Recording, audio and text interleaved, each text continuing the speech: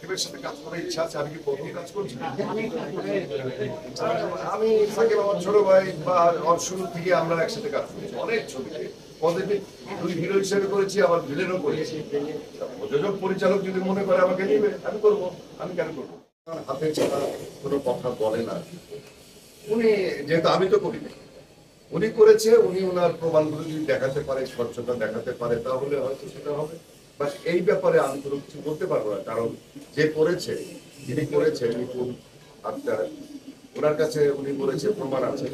তো ওনার স্বচ্ছতা এবং প্রমাণটা উনি দেখিয়ে কি প্রমাণ করতে চাই। ভাই আমার কিন্তু কথার শুরুটা এটাই ছিল যে শিল্পী সমিতি বন্ধ হয়ে যাওয়া উচিত।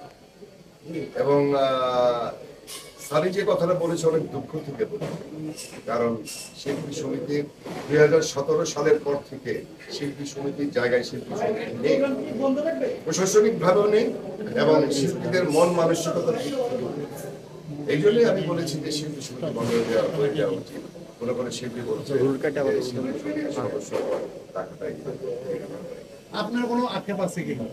আমার আক্ষেপে বলতে একটাই, যে আসলে শিল্পী সমিতি যে জায়গায় থাকা উচিত ছিল, 2017 সাল থেকে একটা ব্যাড প্র্যাকটিস শুরু হয়ে গেছে। তো সেই ব্যাড প্র্যাকটিসের জন্য এখন আমাদের সেটা সাফার করতে হচ্ছে। ঠিক আছে, এটা টাইম লাগে। যেমন করোনা ভাইরাস যখন আসছিল, এই করোনা ভাইরাসটা কিন্তু এতে টাইম লেগেছে, 2, 3, 4। আজকেও শুনলাম যে 24 ঘন্টায় 17টা রোগীকে সতর্ক করা হয়েছে। সেমনি আপনার শিল্পী সমিতি 2017 সালের পরের থেকে যে ভাইরাসটা ঢুকেছিল, সেই ভাইরাসটা পরিবর্তন হতে বা সেই ভাইরাস থেকে মুক্ত হতে টাইম লাগবে, হয়তো আরো 1 বছর। বাংলা চলচ্চিত্র যেখানে ঢুকছে সেখানে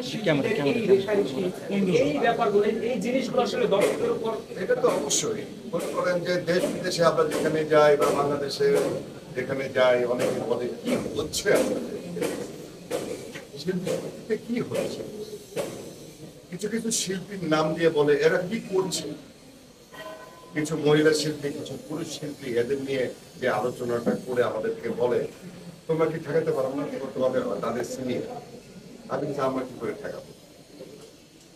মানে কি হচ্ছে, এরা কি করছে, কি সাক্ষাৎকার দিচ্ছে, কি লাইভে যাচ্ছে, কি ধরনের, মানে এক কথায় বলা যাচ্ছে যে আসলে চলচ্চিত্রে ভাইরাল ভাইরাসে আক্রান্ত হয়েছে।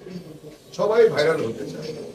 এই ভাইরাল ভাইরাস থেকে আমাদেরকে মুক্ত হতে হবে, তাহলে হয়তোবা চলচ্চিত্রের মানুষদের সম্পর্কে বাইরে যারা আছে তারা ভালো ধারণা নিতে পারবে। ভাইয়া সানি ভাই নিজে এই থেকে সরিয়ে নিয়েছেন, তো আপনারও ভবিষ্যতে এরকম পরিকল্পনা আছে কি? আমাকে সরাতে হবে না, দেখবেন যে একাকেই হয়তো শিল্পী সমিতি চলে যাবে।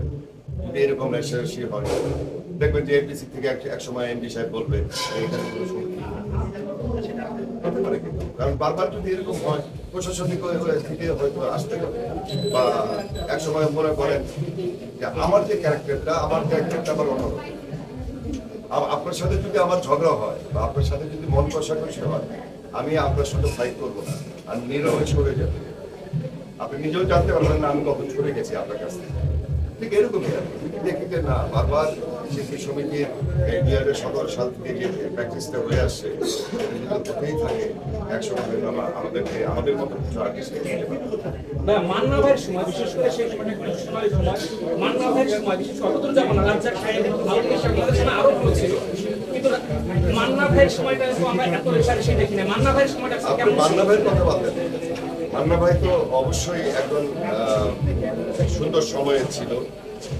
আমি সাকিব যখন প্রেসিডেন্ট, আমি যখন সেক্রেটারি, 2015-16 এরকম ছিল। নিশা আমার সঙ্গে পরাজিত হইল। নিশা তো এরপর আমি উইন করলাম। কখন তো নির্বাচন হয়েছে, কখনো দেখেছেন যে এত হইচই নির্বাচন নিয়ে শিল্পী সমিতির চেয়ারে কি আছে বা শিল্পী সমিতির ভিতরে কি আছে, এত কিছু রেশারেশি হয়েছে? হয়নি। তাহলে 2015-16 পরে 17 থেকে যখন শুরু হলো, এই তো একই কথা বারবারই আমার মনে হয়ে যাচ্ছে একটা কথা শুধু বলবো 2017 সাল থেকে শিল্পী সমিতি তার জায়গা থেকে কাজের ক্ষেত্রে আসলে বর্তমানে আমি এটা শেষ করলাম অপারেশন এটা শেষ করলাম, দুটা ওয়েব ফিল্ম করলাম, কিশোরী, এলাগ্রিন, আর পুরোনো কিছু ছবির কাজ দিয়ে আছি। মাসুদ জানাটা শেষ করলাম, যাই মাল্টি মিডিয়া। নায়ক থেকে খলনায়ক আপনার কাছে আসলে আমি অভিনয়টাই আমি প্রাধান্য দিই। এবং সেটা নেগেটিভ হোক আপনার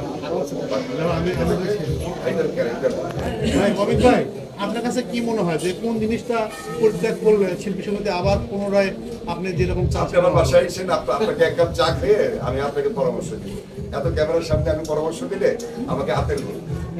না না না, এটা আপনার কাছে তো আপনি তো সিনিয়র শিল্পী, সেখান থেকে কি মনে হয় যে আমি ছোট্ট উদাহরণ একটা দেন। শর্ট টাইমে বলা যাবে না ভাইয়া, আপনি বাসায় এসেন আমি চা খেয়ে আলাম। উদাহরণস্বরূপ আর কি। উদাহরণস্বরূপ কিছু না, আসলে কিছু মানুষের মন মানসিকতা চেঞ্জ করা হবে।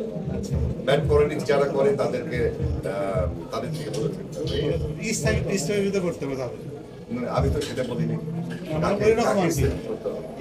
মানে আপনি কার কথা বলছেন? না কারো কথা না, মানে যারা হচ্ছে এগুলো করে তাদেরকে সমিতি থেকে বিতাড়িত করা উচিত কিনা সেটা বলছি। সেটা তো হয় না তো, আবারও চলে আসে অনেকে।